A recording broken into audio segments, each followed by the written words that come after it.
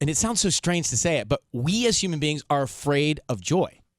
So it's so strange, especially coming from someone who studied shame and fear and all these really hard emotions for for 22 years.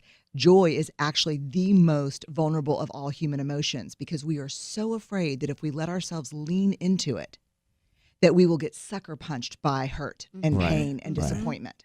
Yeah. So in those moments, I always, for parents, when you're staying over your kid and you're like, oh my God, I love you like I didn't know was possible. And then you picture something horrible happening to your child. Or, the first time I got to meet Oprah, I was flying out and I was like, there's no way this plane makes it. Like there's no, That's crazy. Yeah. So what we do in order to protect ourselves is we dress rehearse tragedy. Mm-hmm. When something great happens, we think about, okay, I'm not going to enjoy this because the other shoe's going to drop and I don't want to get blindsided by pain. Mm-hmm.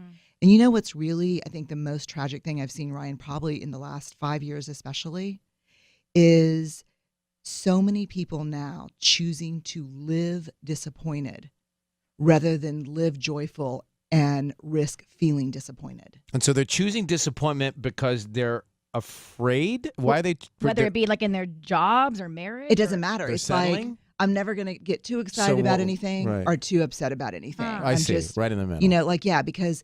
But then you miss the mountaintops. Let me break it down to something, that is less complicated in a way. I had dogs in relationships that when we broke up would always go away, but I didn't have my own dog. Why? Because I was afraid I'd lose my dog someday. So I didn't get a dog. Right? Yes, that makes sense to me, actually, 100%. Like, I don't need one more thing to love and lose. Exactly. So I thought, why? Like, I'm sure it'd be great for the 12 years, but then there's that day where I have to say goodbye to that. And I don't want that. I don't want to feel that. And that kept me from, I used that as an analogy, but it was true. But I think I've done that in relationships too. It's like, I can't dive in because this will, we'll end up breaking up and that hurts and that sucks and I hate that. Yeah, and that's why I always say, the brokenhearted are the bravest among us because they had the courage to love. Right. They put themselves out there and they got their hearts broken. But, there's nothing really more powerful and beautiful than a skinned and bruised heart. Yeah. Give me an example from your life. Give me a specific thing that feels really vulnerable for you still after all of your experience. What's still vulnerable for you? Not professionally or personally. Weight. Discussing weight, not having conquered the whole weight struggle, figuring out what to eat next, what not to eat. The whole balancing what it means to be a strong, powerful woman in the world, juxtaposed, trying to control what you're eating. Yeah, that's still a vulnerable space for me.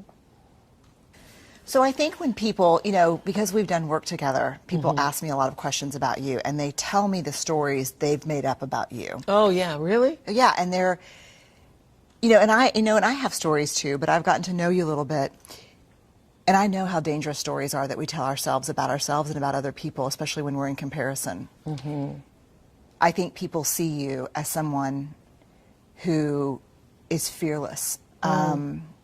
Who has no more fear, who has conquered it all. What do people not know about you in terms of struggles still to be brave? Are there still some struggles you have about being brave with your life? I've worked on the disease to please a lot. And as you've heard me say, that in 1989, I had a really big breakthrough with that, reading Gary Zukav's book on intention. So I started literally living an intentional life where I don't make any decisions unless I think about what is my true, pure motivation for doing it. Because I do recognize the law of cause and effect that says the intention informs even the cause. So that before you have an action, there is a reason for you taking that action. And the reason for the action is what's going to actually show up in your life on the other end. That's what's going to come back to you, that intention. So that helped me a lot with the disease to please because I was always giving. And then I was always so thrown when people would come back and ask for more. And I couldn't understand why they were asking for more. Well, people ask for more because your reason for giving it is so that they think that you're nice. That's your real intention. Well, they do think you're nice. Ooh, this is hard to hear. Keep going. They do think you're nice, and that is why they keep coming back. They come back because you're the nice one. You're going to say yes when even you mean no. So you're the person I'm going to call to go pick up my kids when I can't or don't want to, because you're going to say yes even if you don't want to do it. So that's why people keep coming back, when your intention is not really clear. So that took a lot of fear away from me.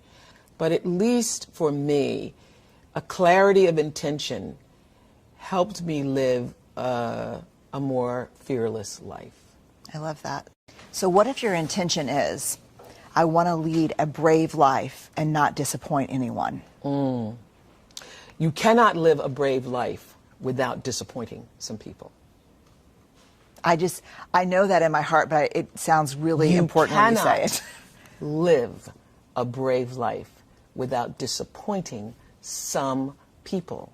Okay. But those people who get disappointed, it's really okay. Yeah. Because the people who really care for you, the people who are rooting for your rise, will not be disappointed.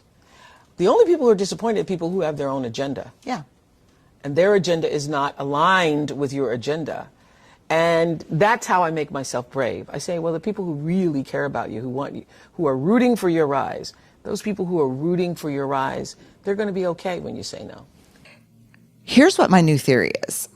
My new theory is that it's not that people I think appreciate the research, they appreciate the work, but I think what really connects to people, kind of across gender, is what they really like is watching me struggle with my own work. So rather than being someone that's like, here's what we should all be doing, and I've got it all figured out, I'm like, this shit sucks. Like, and if I didn't think we had to do it, I'd be like, no way in hell am I doing this. Yeah. And so I think it's a combination of giving people language for experiences that we all have, and then being really forthright about how hard it is for me and how much I hate it sometimes. Do you know what I mean? I think I do. Watching the struggle. In the description of your new podcast, Yes. which will be launching shortly and is already dominating the charts with the preview. Congratulations. Thank you. I'm excited. One of the phrases that stuck out to me, and I might butcher this slightly, but it was something like the magic and messiness of relationships, or the human condition, but the magic and the messiness. So maybe what you're speaking to is not providing the highlight reel, which I think is common, but, Totally. but also giving people the lowlights, which are part of everyone's experience. Yes. I'm like not a fan. It's like the ESPN play of the day. Yeah. Like there are like 5,694 pop flies missed. It's like, and then that means there's like 300 outfielders that are in a shitstorm. And like, to me, that's much more interesting than the play of the day. Yeah. I think I'm still trying to figure it out, because I still feel lonely and alone and on the outside of things on a really regular basis. Really? I mean, you're going on a book tour with thousands of people, Yeah. 15-city tour, Yeah. millions of fans around the world, and you still feel alone. Yeah, I can feel really lonely. Why? And it's really hard because, you talk about that book tour. I'm severely introverted, Yes. super private. And so I love that connection between me and an audience, but it can also be hard on me. And also, I'm talking about things that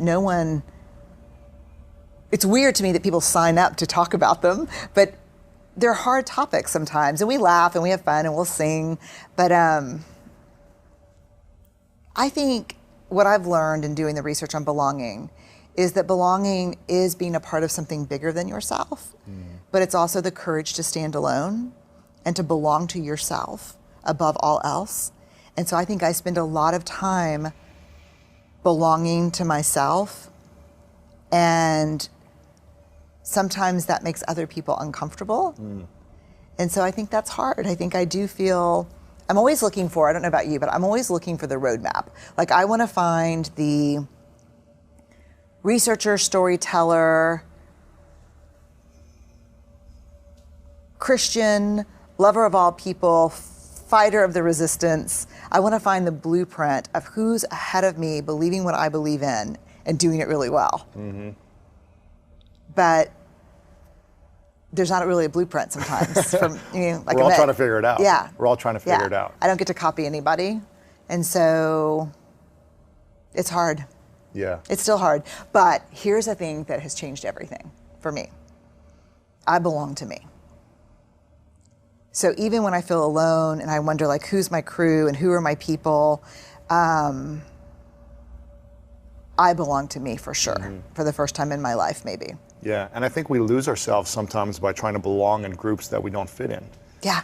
I remember being in, the youngest on these sports teams growing up. I was playing on the junior varsity as a freshman or the varsity or whatever. So I was the youngest, and I remember just wanting to fit in, just like you did in the that team. I wanted to fit in. I wanted to feel like they liked me, like I mattered, like I was the cool kid or whatever. And when they would do things that I didn't really agree with, or they would bully other kids or make fun of people, it's like I didn't want to not say anything. I didn't want to stand against them because I wanted to belong. Yeah. So if I did stand up against them, then that means I was alone. And that was my biggest fear, was being alone. No, yeah, because that's what teams and groups deliver. They deliver this thing that you're not alone. Yeah. The problem is I was so shocked to learn in the research that the opposite of belonging is fitting in. Because fitting in is assessing a group of people and thinking, who do I need to be? What do I need to say? What do I need to wear? How do I need to act? And changing who you are. And true belonging never asks us to change who we are. It demands that we be who we are. Because if we fit in because how we've changed ourselves, that's not belonging. That's not belonging, because you betrayed yourself for other people. And that's not sustainable. Yeah, you start to lose yourself. You start to lose yourself, exactly what you said. And so I think it's hard. You have to show up as who you are.